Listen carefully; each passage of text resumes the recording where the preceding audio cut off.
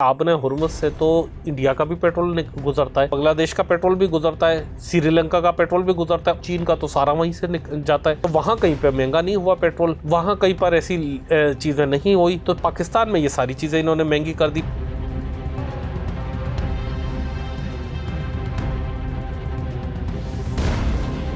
भुट्टो साहब करप्ट नहीं थे, उनकी हुकूमत में नीचे वाले लोगों को इंसाफ नहीं मुहैया कर रहे थे, लोगों के साथ उनका रवैया जो है जमहूरी रवैया नहीं था। भुट्टो साहब आइन के बानी तो कहलाते हैं, लेकिन भुट्टो साहब के दौर में हुकूमत के लोगों का रवैया जमहूरी रवैया नहीं था।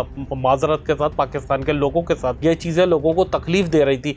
अस्सलाम वालेकुम नाजरीन, मुनसिफ की आवाज़ के साथ मैं हूँ आपका मेज़बान मोहम्मद मुनसिफ।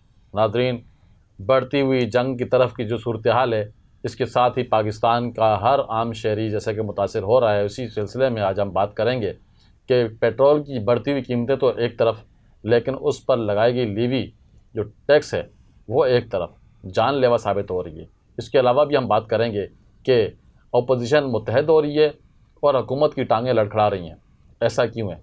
तो इस पर हम बात करेंगे। हमारे साथ सीनियर जर्नलिस्ट हैं, तज्ज़िया निगार हैं और हालात हाज़िरा पर गहरी नज़र रखने वाले जुल्फ़िकार अली बबर साहब।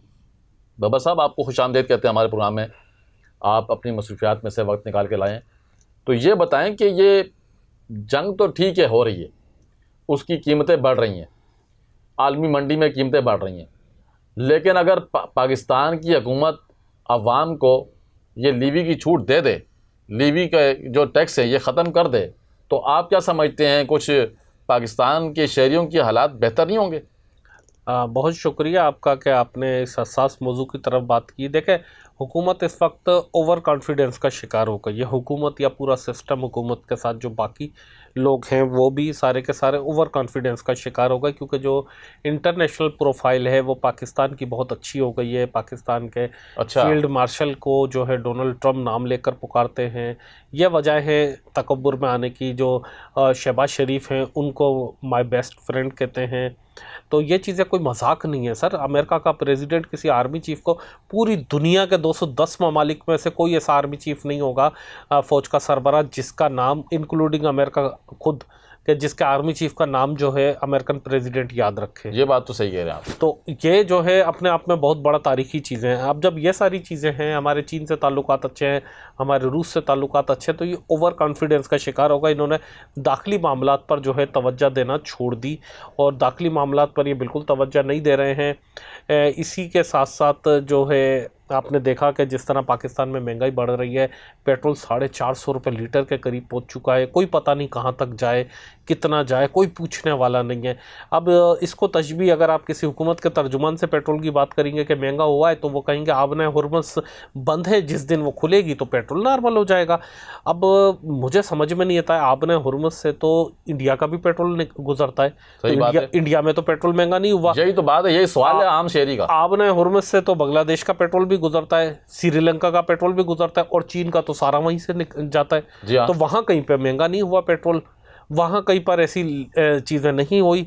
तो पाकिस्तान में ये सारी चीज़ें इन्होंने महंगी कर दी। पाकिस्तान में खुद भी प्रोड्यूस होता है, ठीक है 100% नहीं होता, खुद तेल भी निकलता है, गैस भी निकलती है, उसको भी इंटरनेशनल प्राइस पर हमें सेल करते हैं। जो चीज़ यानी कि मेरे घर में चटनी बन रही है, उसको भी मैं पीसी के रेट पर अगर घर के मेम्बरान को बेचूँ, तो आप अंदाज़ा कर सकते हैं कितनी शर्म की बात होगी। तो क्या फैसला कर लिया हुकूमत ने कि अवाम के जेबों पर डाका डालना ही डालना है? क्या वजह? बिल्कुल, वो हुकूमत ये चाह रही है कि उसकी अयाशियों में कोई कमी ना आए, उसके अल्ले तलल्लों में कोई कमी ना आए, उसके प्रोटोकॉल्स में कोई कमी ना आए, उसकी करप्शन में कोई कमी ना आए।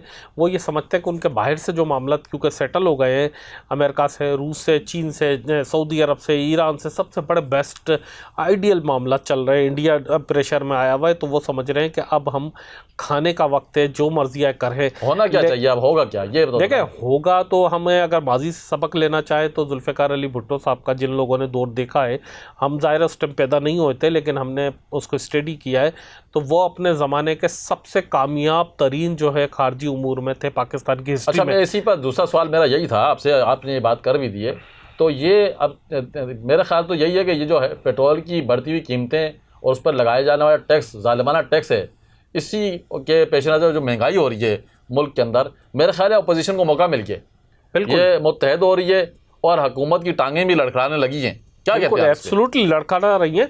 और कोई पता नहीं कि अगर हुकूमत ने होश के नाखून नहीं लिए तो गिर भी सकती है हुकूमत। अगर हुकूमत संभल गई तो ठीक है, अभी इसके पास वक्त है, अभी मुकम्मल जो है हिचकोले नहीं खा रही है, लेकिन लड़खड़ाना शुरू हो गई है। क्योंकि हमने देखा माजी में भुट्टो साहब की भी पॉलिसी बहुत ज़बरदस्त थी, लेकिन उस पॉलिसी के बावजूद उसकी हुकूमत गिर गई। क्या हुआ था भुट्टो साहब का मैं आपको बताता चलूँगा। खारजी उमूर पर भुट्टो साहब की यह पॉलिसी थी कि पाकिस्तानियों को सऊदी अरब के में पाकिस्तानी शनाख्ती कार्ड पर उनको एंट्री मिल जाती थी। यह खारजा पॉलिसी थी। वीज़ा तो दूर की बात है, पाकिस्तानियों को वहाँ पर शहरियत मिली थी उस ज़माने में। उस ज़माने में पाकिस्तान, लिबिया, ईरान, इनके साथ बड़ा करीबी ताल्लुकात था।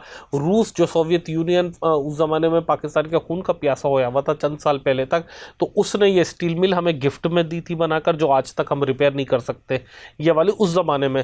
फिर ये सुपर हाईवे जो हमारा था ये बना के दिया था।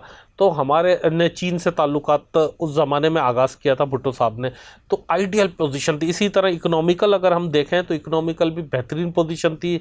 मुल्क तरक्की कर रहा था, सनतें लग रही थी, पैसा आ रहा था, मुल्क बहुत आगे जा रहा था। दिफाई लिहाज से देखें तो पाकिस्तान बहुत मजबूत था, एटम बम बना रहा था, और क्या कहते हैं चीन के करीब जा रहा था, रूस के करीब जा रहा था, 90,000 कैदी छोड़ा कर लाए थे। ये मैं भुट्टो साहब, ऐसा नहीं है कि कोई लोग समझ रहे हो कि मैं जियालों में आगे जाके बताता हूँ कि वजह क्या हुई थी।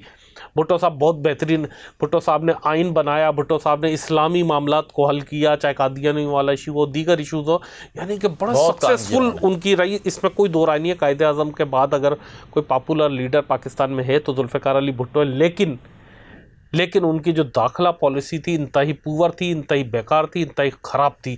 उन्होंने इंतही मुल्क खराब के थी। और अंदर मामला जो थे उस पर तवज्जो नहीं दी थी भुट्टो साहब ने। भुट्टो साहब करप्ट नहीं थे, लेकिन उनके हुकूमत में नीचे वाले लोग करप्शन कर रहे थे। उनकी हुकूमत में नीचे वाले लोग लोगों को इंसाफ नहीं मुहैया कर रहे थे। जी। लोगों के साथ उनका रवैया जो है जमहूरी रवैया नहीं था। भुट्टो साहब आइन के बानी तो कहलाते, लेकिन भुट्टो साहब के दौर में हुकूमत के लोगों का रवैया जमहूरी रवैया नहीं था। माजरत के साथ पाकिस्तान के लोगों के साथ ये चीज़ें लोगों को तकलीफ दे रही थी। फिर जब उनके खिलाफ तहरीक चली, आज कहा जाता है कि भुट्टो साहब के साथ ज्यादती हुई। मैं भी कहता हूँ ज्यादती हुई, नहीं होना चाहिए था, बड़े लीडर थे। लेकिन अगर आप मुकम्मल तारीख को देखना चाहते हैं तो भुट्टो साहब को फांसी तो बाद में चढ़ी, उनकी हुकूमत बाद में कल्टी हुई, लेकिन एक भुट्टो साहब के खुद खिलाफ तहरीक चली थी।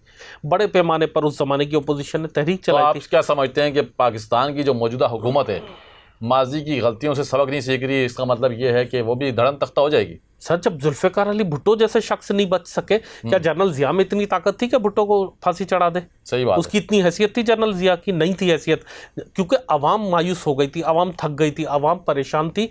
ये सारी वजूहत थी। अब क्या आप समझते हैं कि आसिफ अली जरदारी, बिलावल भुट्टो, मरियम नवाज़, ये क्या जुल्फ़िकार अली भुट्टो से ज़्यादा ताकतवर है? ये क्या उनसे ज़्यादा समझदार है? ये क्या उनसे बेहतर मुल्क चला रहे हैं? आज तो हमारी इकोनॉमिकल सिचुएशन भी वो वाली नहीं है, डिफेंस की सिचुएशन भी वो वाली नहीं है। तो जब वो नहीं उस चीज़ को सस्टेन कर पाए, और जनरल जिया इंतहाई बुज़दिल किस्म का आदमी था, तब भी मुल्क में मार्शल लॉ लग गई, तब भी हुकूमत तो कल्टी ये हो गई। वक्त के हुक्मरान को इस वक्त ये सोचने की ज़रूरत है कि जो बाहर की आपकी इंटरनेशनल लेवल पर, बैनुल-अक़वामी सतह पर जो आपकी पीआर बन रही है, जो आपकी प्रोफाइल बन रही है, जो वाह हो रही है, वो तो ठीक है, लेकिन उससे आपकी अपनी कौम के, आपके अपने शहरियों का पेट नहीं भरता। और उस पर इस कदर जुल्म ना ढाएं कि लोग अपने आपे से आप ये बाहर देखें ना निकल कि लेवीज़ किस सड़कों तरह पर निकल बढ़ा आए है।